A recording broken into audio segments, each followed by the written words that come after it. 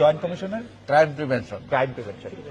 আমাদের সাথে joint commission এই যে ভোটে আমি এটিএস গার্ডের বিষয়ে দায়িত্ব। আচ্ছা, আমরা একটু আমার সাথে আমার একজন পুরনো বন্ধু বলবো, আমি বন্ধু অনুজ ছোট ভাইয়ের মতো ছোট ভাই আমার সাথে দেখা হলো, যারা মহিদুল ইসলাম আছেন এখানে, জয়েন্ট কমিশনার ক্রাইম প্রিভেনশন এবং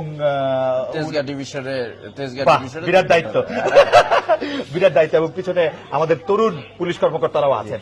কেমন দেখতেছেন মহিদুল ভোট? খুবই উৎসবমুখর পরিবেশে এবং অত্যন্ত শৃঙ্খলাপূর্ণ পরিবেশ সমস্ত জায়গায় বিরাজ করছে। আমাদের আইন শৃঙ্খলা বাহিনীর, বাংলাদেশ সেনাবাহিনী, আর আপনার বিজিবি, র্যাব, পুলিশ, আনসার এবং ম্যাজিস্ট্রেটরাও আছেন, এবং সকলে মিলে পরিবেশটা অত্যন্ত ভালো এবং আমাদের অত্যন্ত সুশৃঙ্খল ভাবে ভোট হচ্ছে। কিন্তু আপনার কোনো কাজ নাই, চ্যালেঞ্জ নাই, চ্যালেঞ্জ নেই, কিন্তু চ্যালেঞ্জটা যে না থাকলেও সতর্ক থাকতে হচ্ছে, সতর্ক থাকতে হচ্ছে। কিন্তু এইটার কি কোনো একটা মানে আপনাদের, আমি এখানে যেটা দেখলাম যে মানে ভোটের উপস্থিতি খুব কম, এটা কি বেলাটা বাড়ার সঙ্গে সঙ্গে এটা বাড়বে না?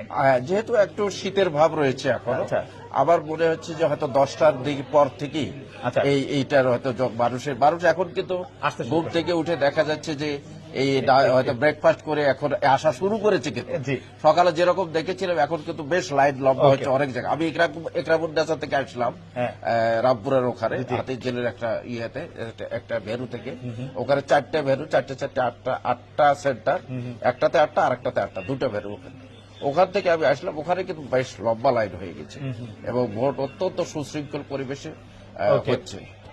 ওকে, তো মহিদুল ইসলাম সাহেবকে আমরা একটা ধন্যবাদ দিই। মহিদুল, অনেক ধন্যবাদ। আমি শিওর যে বাংলাদেশের মানুষ আপনাদের কারণে শান্তিতে ভোট দিতে পারবে। কোনো ধরনের বড় ছোট কোনো ধরনেরই কষ্টের মধ্যে যেতে হবে না। তরুণ ইনশাআল্লাহ কর্মকর্তা যারা আছেন তাদেরকে আমি একটু ধন্যবাদ দিই। আপনি আপনার কাজে ইয়ে করেন, আপনার সঙ্গে নিশ্চয়ই আবার দেখা হবে। দেখা হবে। Thank you so much.